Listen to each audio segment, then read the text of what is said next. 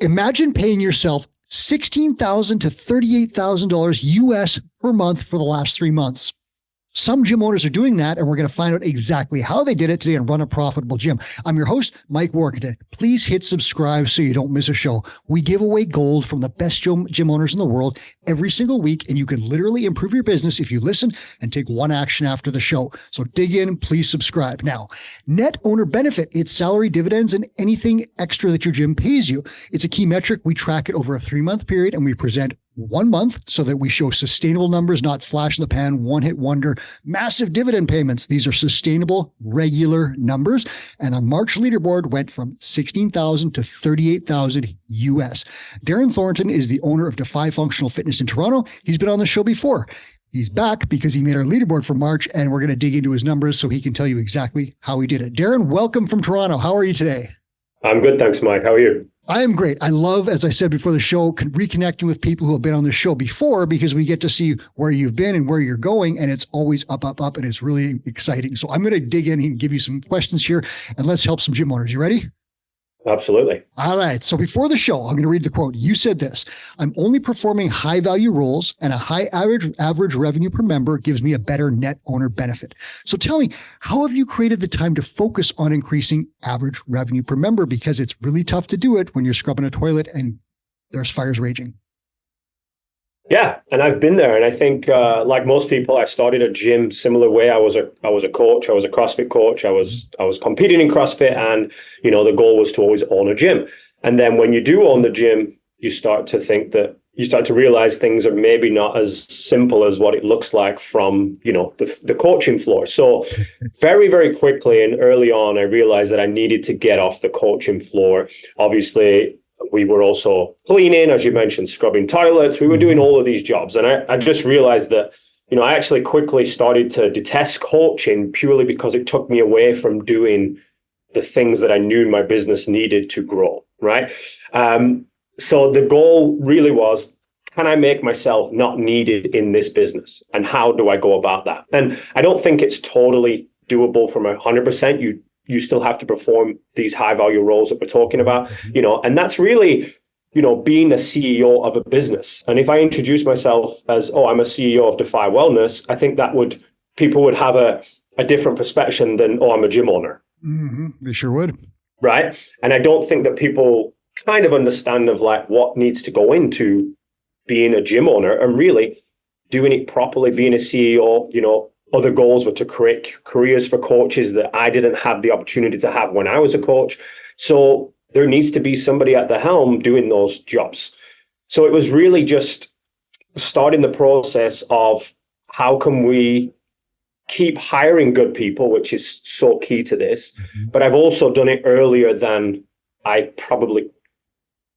metrics look like I could have done, right? So I would sacrifice some growth to make sure we get the right person. Then when we find the right person, or if the right person comes along at different points, I would try to get them in the business as quick as possible and then really build things for them, because it's kind of hard to do the other way around, right? And I'll say that, you said sacrifice growth. What I'll suggest is that you invested. Instead of sacrificing, you invested right there some money for a reward down the line, because you're getting a great person that allows you to then climb up and do other stuff, right? Absolutely, yeah. And it's one of those things where if you keep doing all the things by yourself, there's a limit to where you can grow, right? But if you have 6 people doing those things at the same time, then that limit becomes a lot bigger, and it allows everybody to get what Chris Cooper talks about a lot. Let's build that pie nice and big so everyone can have a nice big slice of it, right? Was it hard to make that transition from I'm a coach and I teach the squad and I'm at the 5 a.m. class to I'm a CEO and I hire and grow the business? How did you do that? I think I've always been entrepreneurial at heart. There's a story from my parents' wedding when I was like 4 years old. I was charging people to hang their coats up. So I think I had a little bit of it in me, and probably from my father. He's always run his business since he was like 16 years old. So there's always been a little bit of that inside of me. But in terms of some of the skills, understanding how to hire people, getting caught up in, I don't know how to do this. So, paralysis by analysis kind of thing. And, that's where, Two Brain comes in, where you have a mentor and you can kind of just bounce those ideas off, speak to people who've done things in the past. There's a ton of data within Two Brain that we can always look at and see which is really good ways to go. So I think utilizing, a little bit what I think is a bit of an entrepreneurial spirit that I think you can definitely kindle it, but it helps if you've got it inside you. And then also just looking at what other people have done, bouncing ideas off people and taking some of the industry best practices to get the best result. So I'm going to ask you about a best practice, the value ladder exercise. Did you do it specifically, or was this something that you did that you didn't know the name of it? Yeah, I think, look, I've been in Two Brain now 6 years. I'm not sure it was even called the value back then. Old school, yeah. So I'm not, but it was more just looking at the roles of what can I pay somebody to do something where then I can do that higher value role to earn that money back that I would pay somebody, right? So if I can pay a cleaner $20-$30 an hour, whatever that number is in your particular area, then how can I make, 2 or 3 times that in the next hour? Is that cold calling people, calling hot leads, getting no sweat intros in? At some points that was delivering a personal training session because that was a better use of my time than cleaning the gym. And then as you just keep ascending up the ladder and you can keep finding, as we always go back to getting good people, then you can look at what are the next things. So I might spend an hour writing a blog post, which,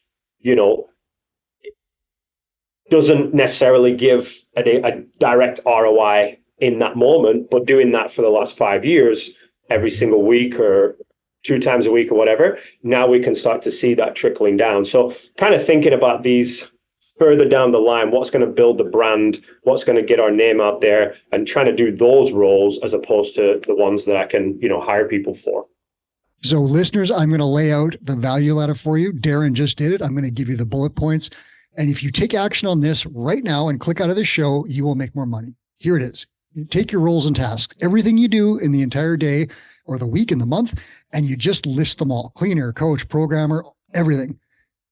Log how many hours that you spend in each role. Then from there, you're just going to assign a dollar value, a fair market replacement cost for those hours. So like cleaner, I spend 5 hours a week as a cleaner. I'm going to pay a cleaner $20 an hour.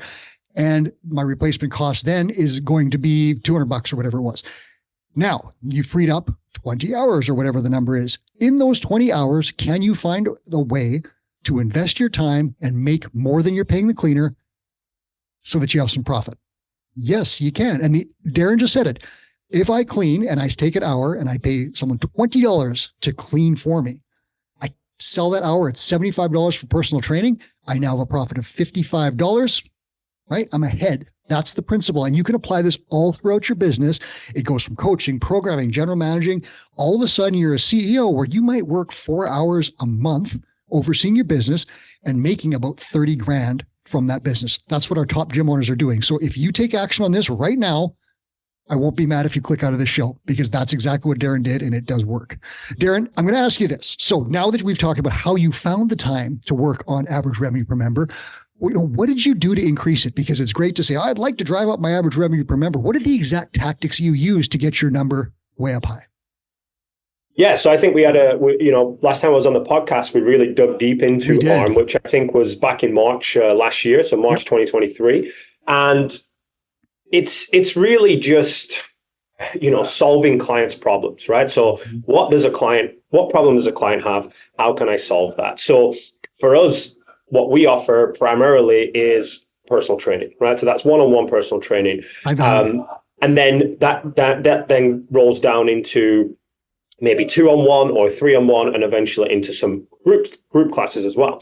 So usually the best way to help someone with any of their goals is through one-on-one personal training. Now, and that's the same with mentorship. That's why we do one-on-one mentorship as opposed to big, large group mentorship, because everybody has individual problems.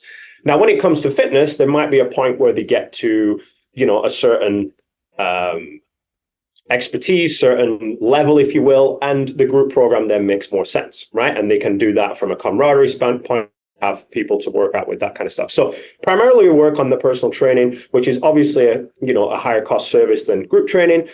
We have nutrition coaching, which is, we also do that very high level, very one-to-one, very specific. We're fortunate. My wife is a family physician who's also our nutrition coach. So in terms of expertise in that realm, there's not very much that you can get better. So we can charge a premium on that because we're giving premium service.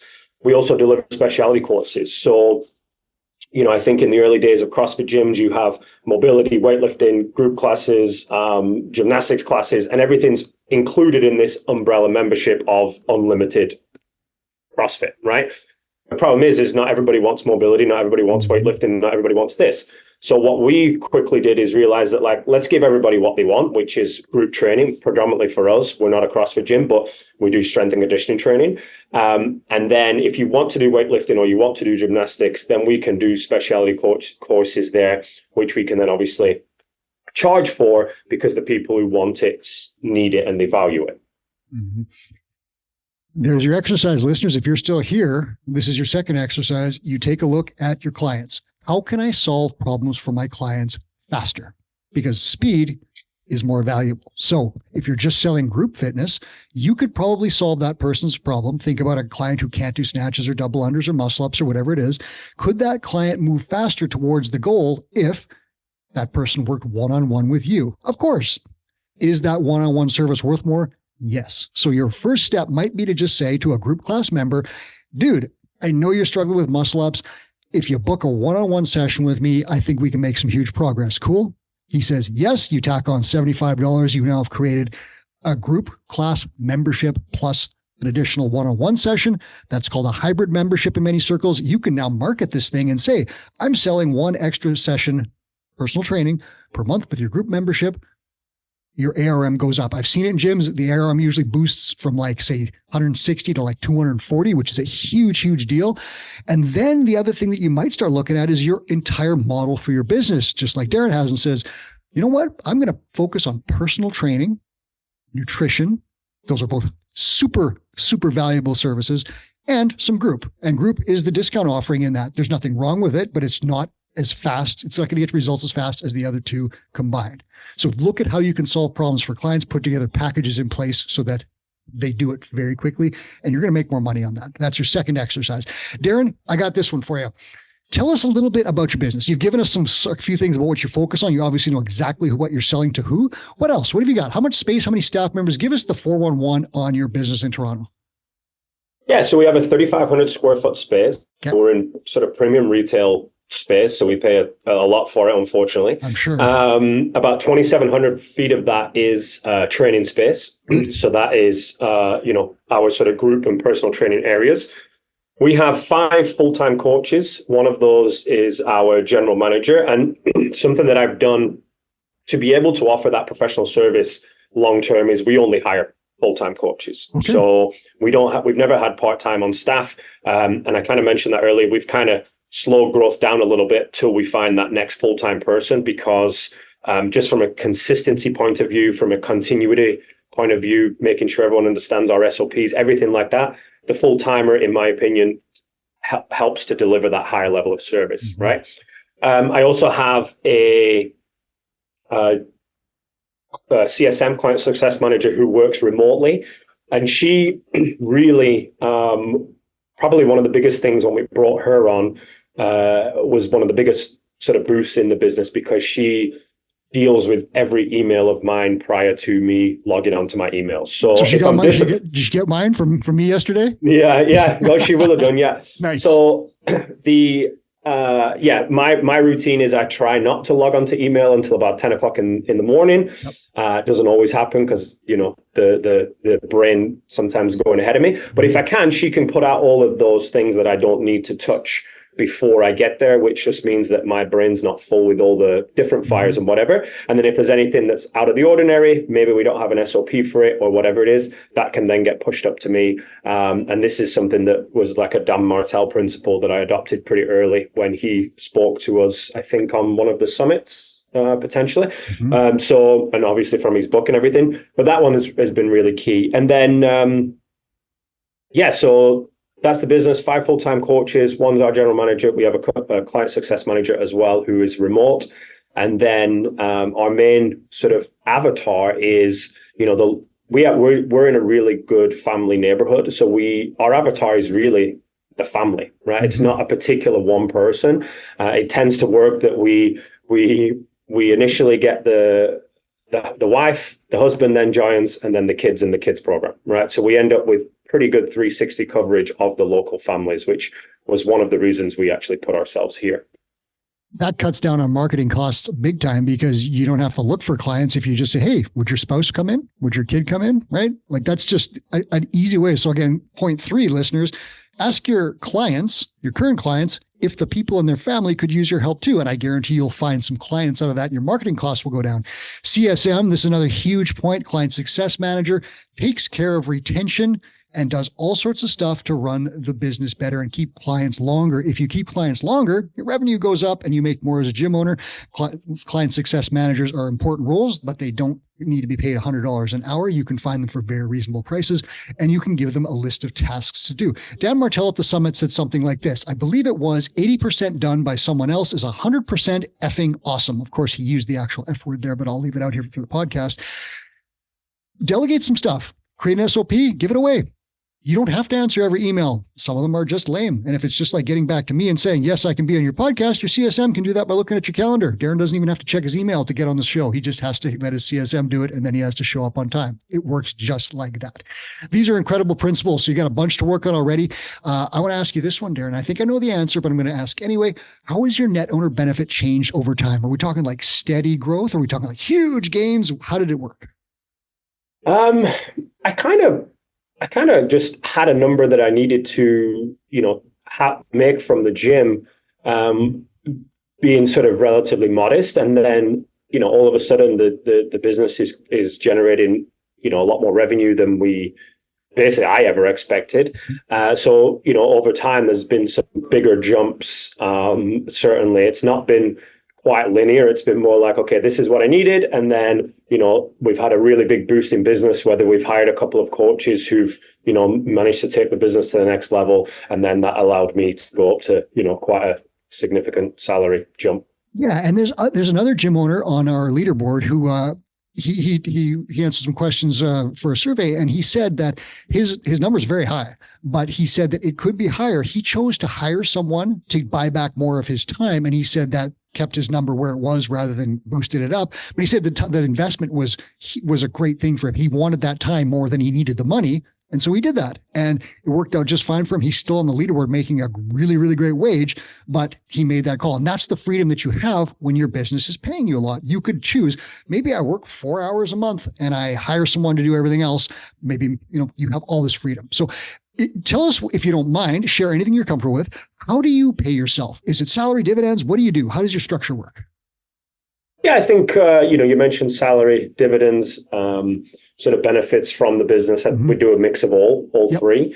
And, I think one of the best things about being a business owner is getting benefits from the business that you can do legally, right? Obviously, speak to your accountant. I'm definitely not qualified in that area, but if you can, live through your business a little bit, things that you're doing for the business that will benefit you, and costs that you may have if you were just an employee of a company, then obviously use that, and that can help to sort of boost your net owner benefit as well. But yeah, a little bit of all three is mm-hmm. kind of what we do. Have standard salaries, and then from there we can take dividend injections and mm-hmm. use it to invest or improve lifestyle. Yeah. And so wherever you're listening, check your tax code, check with your accountant, figure out what's legal, and then use every bit of that you can. And it's simple stuff. It could be just like, maybe you pay yourself for business use of home, for say maybe a home office that you use for nutrition coaching, or maybe, your part of your cell phone bill gets paid by the company, stuff like this. You buy a package of pens, you're using them for the business. The business should pay for that, not you personally.